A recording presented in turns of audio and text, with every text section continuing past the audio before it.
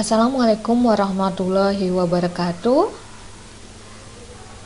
Baiklah, hari ini kita akan melanjutkan materi kita selanjutnya, yaitu tentang kalimat efektif. Ini bahasan kita berikutnya. Sebelumnya kita akan lihat definisi kalimat efektif dulu. Kalimat efektif adalah kalimat yang memiliki kemampuan untuk menimbulkan gagasan-gagasan pada pikiran pendengar atau pembaca seperti apa yang ada dalam pikiran pembicara dan penulis. Jadi ada kesamaan antara gagasan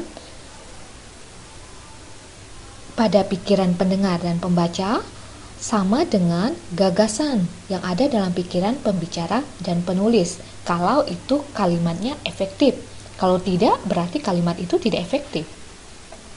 Kalimat efektif harus disusun berdasarkan kaidah-kaidah yang berlaku.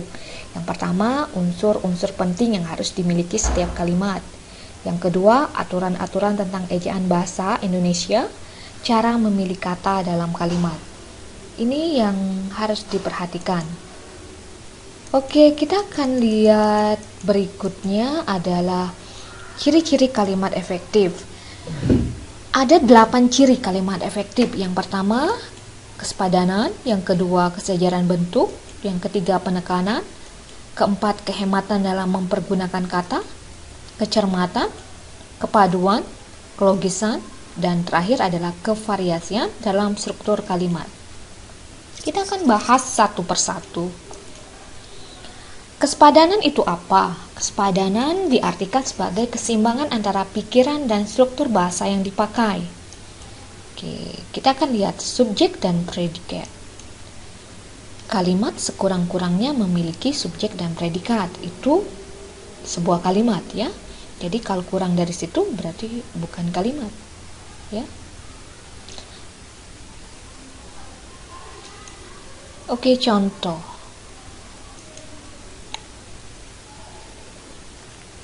Kita perhatikan di sini contohnya adalah bangsa Indonesia menginginkan perdamaian dan persahabatan.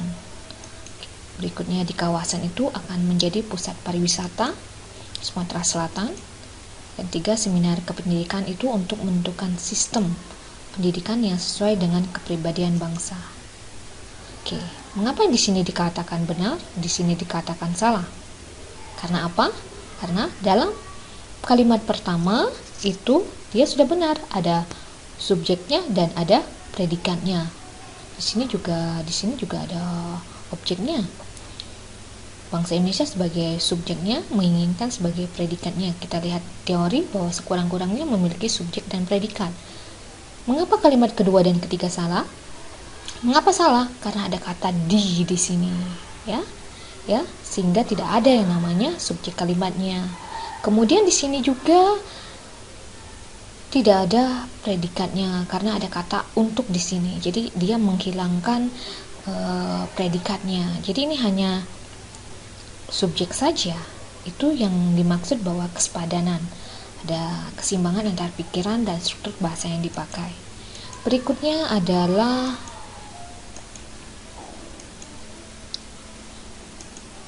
Oke, kita akan lihat berikutnya adalah kata penghubung intra dan antar kalimat. Ini yang harus diperhatikan, ya. Kata penghubung intra dan antar dalam kesepadanan itu kita akan melihat adanya kata penghubung intra dan antar kalimat. Kita lihat kata penghubung intra kalimat seperti ini, ya. Ada sedangkan, ada jika. Kemudian kata penghubung antar kalimat seperti ini oleh sebab itu, ya.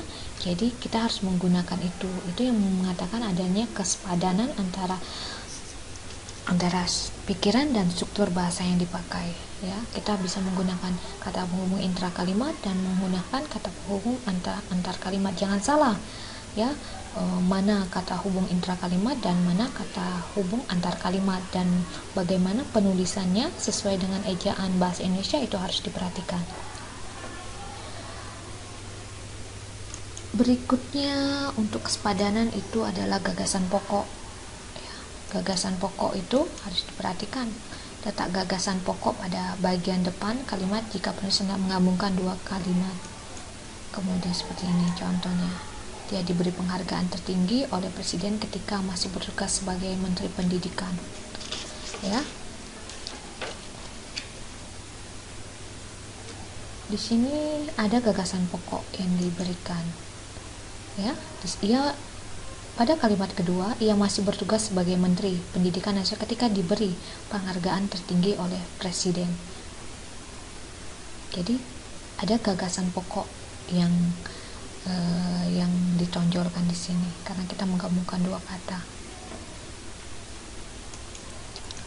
Berikutnya penggabungan dengan yang dan itu harus diperhatikan. Dua kalimat yang digabungkan dengan partikel dan merupakan kalimat majemuk setara. Ya, di sini. Dua kalimat yang digabungkan dengan partikel yang merupakan kalimat majemuk bertingkat. Jadi harus diperhatikan dalam kesepadanan ini, ya. Jadi kalau kita ingin menggabungkan dua kalimat yang merupakan kalimat majemuk setara, gunakan dan. Kalau menggabungkan dua kalimat yang merupakan kalimat majemuk bertingkat, itu gunakanlah yang. Selanjutnya adalah penggabungan menyatakan sebab dan waktu. Perhatikan hubungan sebab dan waktu di sini. Hubungan sebab itu menggunakan kata karena, hubungan waktu menggunakan kata ketika. Ya, jadi kedua kata ini bisa digunakan dalam kalimat yang sama. Oke, seperti ini. Ketika uangnya banyak, Amin menyisihkan uangnya untuk berbagi ke pondok pesantren. Karena uangnya banyak, Amin menyisihkan uangnya untuk berbagi ke pondok pesantren. Ya, bisa kita lihat di sini itu kesepadanan. Ciri pertama. Yang berikutnya dalam konsep kesepadanan ini, penggabungan kalimat yang menyatakan hubungan akibat dan tujuan. Itu harus diperhatikan. Kalau hubungan akibat, partikel sehingga, hubungan tujuan itu agar, ya, seperti ini, ya. Jadi penggunaan sehingga dan agar harus diperhatikan sesuai dengan tujuan dari kalimat tersebut. Kalau dia merupakan menyatakan hubungan akibat, gunakan partikel sehingga. Kalau dalam konteksnya untuk tujuan, gunakan kata hubung. Oke, berikutnya kesejajaran bentuk. Di kesejajaran bentuk adalah penggunaan bentuk-bentuk bahasa yang sama. Contoh di sini dilihat. Nah, ini yang salah. Tahap terakhir penyelesaian gedung itu adalah kegiatan pengecatan tembok, memasang penerangan, pengujian sistem, pembagian akhir, dan mengatur tata ruang. Di sini tidak sama bentuknya karena ada kata me di sini, me pada kata kerja memasang dan mengatur. Sedangkan yang lainnya menggunakan kata pe. Kita tidak bisa menggunakan itu. Kesejajaran adalah ketika kita menggunakan pe semua ataupun menggunakan me semua. Itu ya kesejajaran bentuk. Berikutnya pendekatan dalam kalimat. Penekanan dalam kalimat itu setiap kalimat memiliki sebuah pokok gagasan, ya. Gagasan pokok, inti pikiran ini biasanya ditekankan oleh penulis. Bagaimana caranya? Posisi ke depan kalimat. Oke, seperti ini, ya.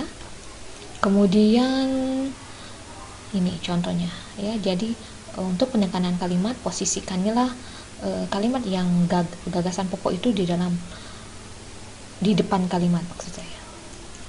Oke. Penekanan dalam kalimat ada lagi, yang kedua adalah urutan logis. Nah, buatlah urutan secara logis dalam satu kalimat untuk penekanan kalimat. Bukan 100, 1000, atau sejuta, tetapi berjuta-juta rupiah telah disumbangkan kepada anak-anak terlantar. Itu urutan logis, ya. Selanjutnya penekanan dalam kalimat itu dengan pengulangan kata. Bertujuan memberi penekanan pada hal yang dianggap penting. Seperti ini, ya, pengulangan kata. Ada keseimbangan.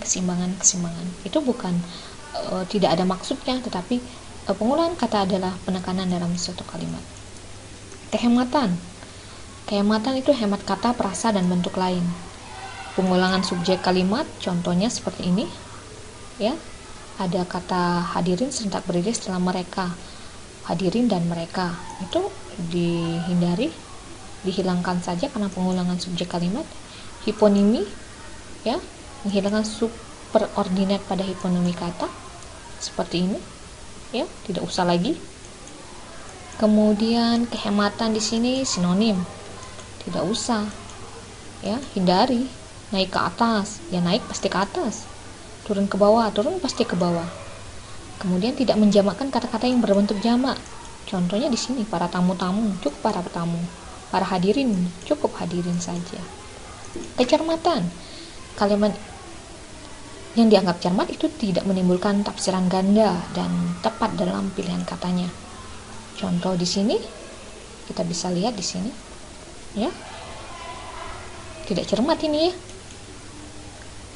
Ini juga tidak cermat karena menimbulkan tafsiran ganda. Berikutnya kepaduan, kalimat efektif tidak bertele-tele. Contohnya, mereka membicarakan daripada kehendak rakyat. Mereka membicarakan kehendak rakyat. Ini daripada tidak usah. Makalah ini membahas tentang desain interior rumah-rumah adat. Makalah ini membahas tentang desain interior rumah-rumah adat, itu yang benar. Berikutnya adalah kelogisan. Kalimat efektif dapat diterima oleh akal sehat. Contohnya, waktu dan tempat saya persilakan. Bapak Dr. Insinyur Arsa Joning MSc dipersilakan.